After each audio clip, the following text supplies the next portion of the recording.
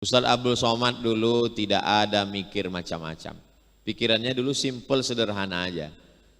Kuliah, kerja, dapat duit, membahagiakan orang tua. Cuman itu aja.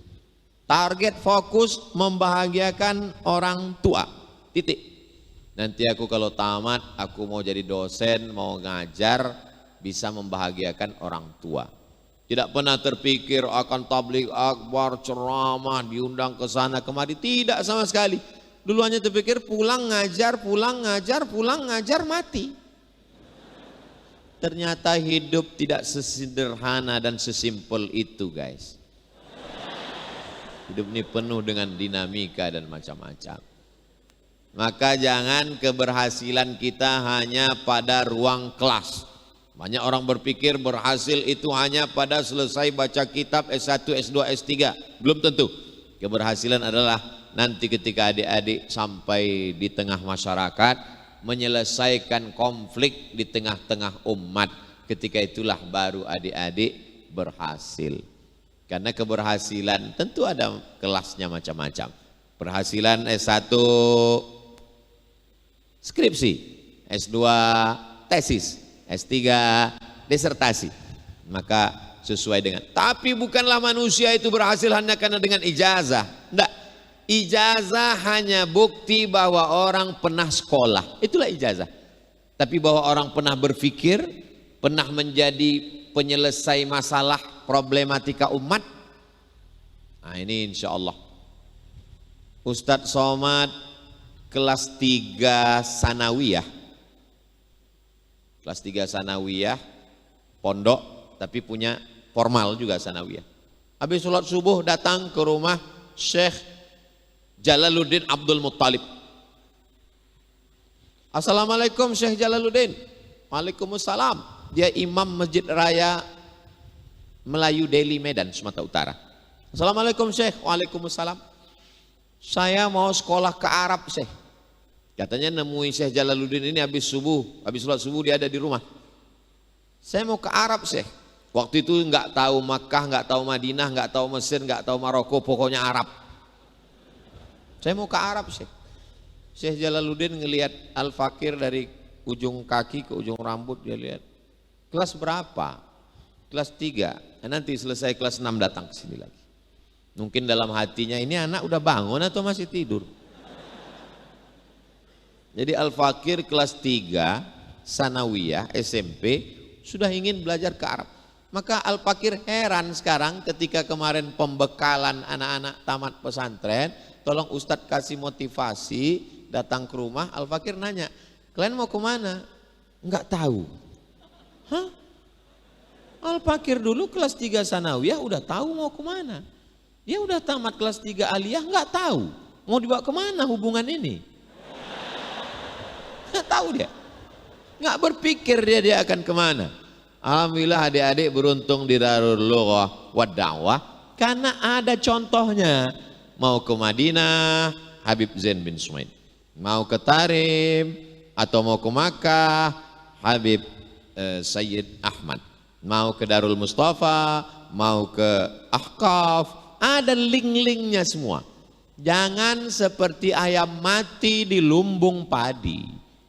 Padi sekeliling tapi dia mati hanya karena tidak mau membuka matanya dan mencotokkan paruhnya. Begitu banyak link mau belajar tapi tidak dimanfaatkan. Nanti ketika tua baru berpikir, kalau kakek dulu pergi ke Tarim, kata cucunya, derita lo kali. Kenapa nggak pergi belajar? Adapun kesulitan-kesulitan belajar, Al-Fakir ikut tes. Tesnya cuma ada di Medan, Sumatera Utara. Al-Fakir tinggal di Riau. Dari Riau ke Medan 12 jam. Merek mobilnya Sampagul. Sampagul tuh sampai begoyang pinggul. Karena jalannya.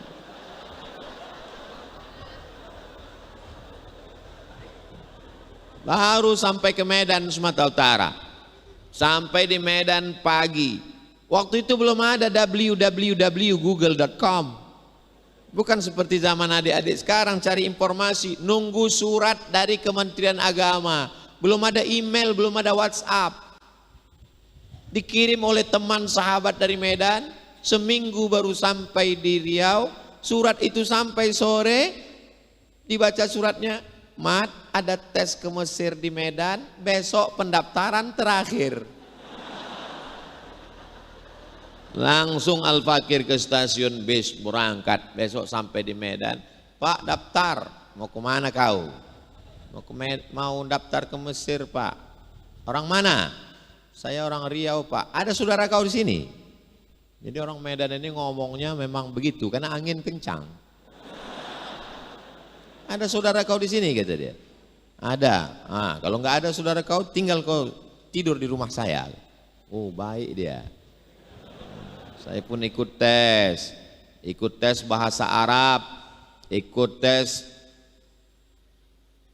Quran, ikut tes waktu itu belum reformasi, ada pelajaran P4, Pancasila dan P4. Ini berangkat ke Mesir karena sudah lulus Pancasila dan P4. Tiba-tiba pulang dibilang anti Pancasila. Mungkin kalau kita tes lulusan saya daripada ente bilang. Lalu kemudian ikut tes, berangkatlah tanggal 5 September 98 dengan pesawat, Masya Allah. Sampai di Mesir ditanya sama senior, naik pesawat apa? Royal Jordan Airlines. Oh, pesawat yang termurah itu ya katanya. Itu pesawat paling murah. Baik ke Mesir, temu dengan para alim ulama, Masya Allah, tabarakallah. Begitu kesulitan. Beasiswa cuman 162 pon. 50 pon untuk sewa rumah, 50 pon untuk makan, iuran, 20 pon untuk ongkos bis, 20 pon untuk beli buku, 20 pon disimpan dalam buku, mana tahu pening kepala, mencret, demam untuk beli obat. 4 tahun Al-Fakir kuliah, nggak pernah sekalipun minta uang ke kampung. Bukan berarti orang tua Al-Fakir miskin. Waktu itu krisis moneter, $1 20.000, yang sebelumnya 2.000 rupiah. Anak Indonesia yang lulus 100 orang, yang berangkat cuma 75 orang. Artinya Al-Fakir insya Allah kalau minta uang sama orang tua ada. Tapi Al-Fakir berusaha untuk tidak minta uang ke orang tua. Jadi saya selalu kasih motivasi adik-adik, kalau kalian mau serius kuliah, jangan minta uang sama orang tua. Ustaz Somad, gimana caranya biar nggak pacaran? Kau pacaran karena ada uang. Kalau kau nggak ada uang, cewek nggak mau.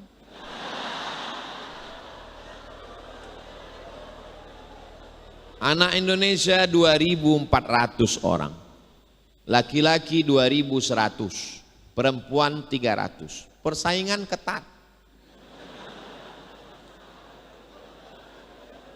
Tapi begitu Allah SWT menjaga.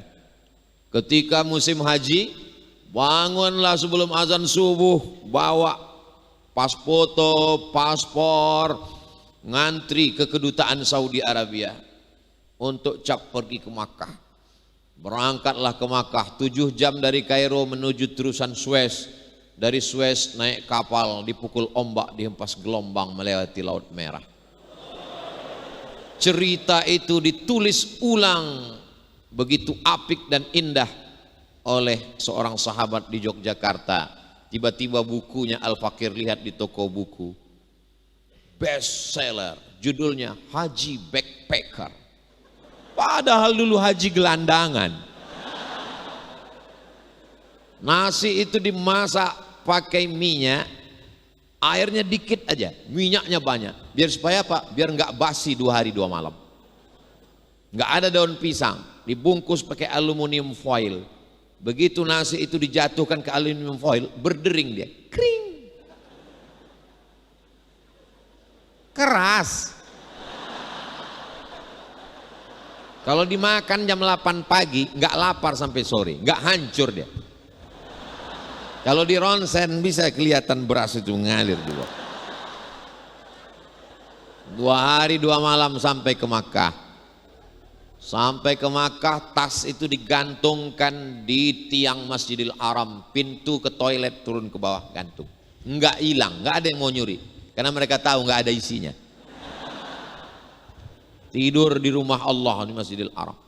Datang kawan, mat, ayo kita ke sana. Kemana? Ke tempat Said Muhammad. Ada pembagian duit.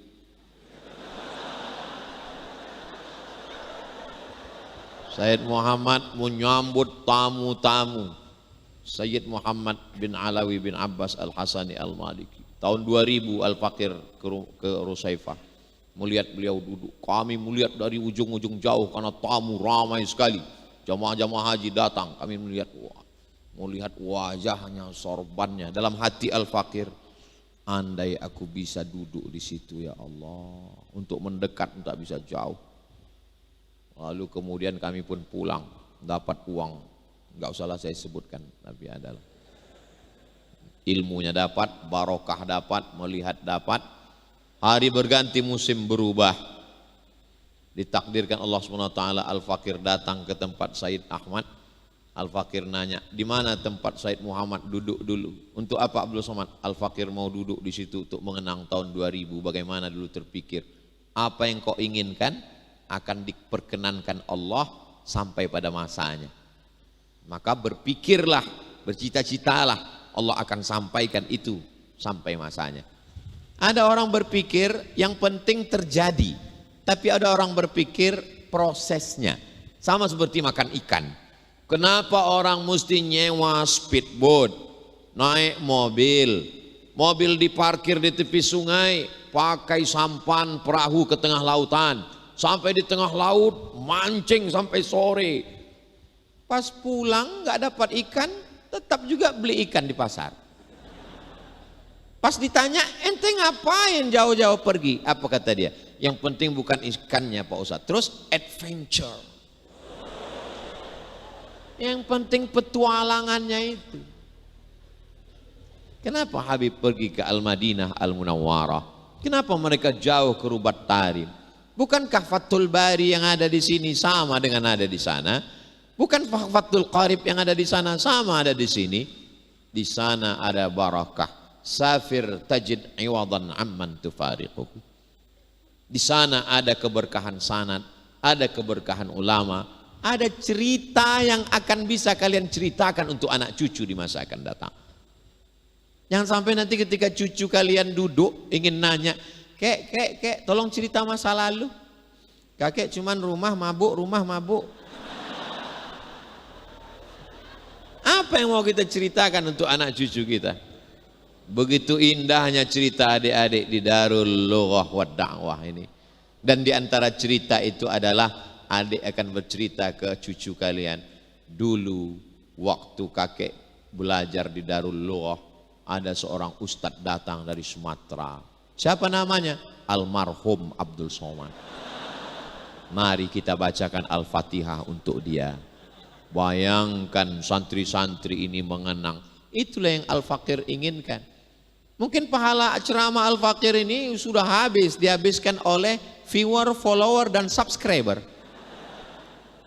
Tapi kenangan indah kita malam ini, itu insya Allah akan kekal abadi. Bersama kita di Darul Lughah wa Da'wah, bertetangga kita di surga Jannatul Firdaus bisyafa'atil Mustafa wa itrati ahli bait Nabi Muhammad sallallahu alaihi wasallam.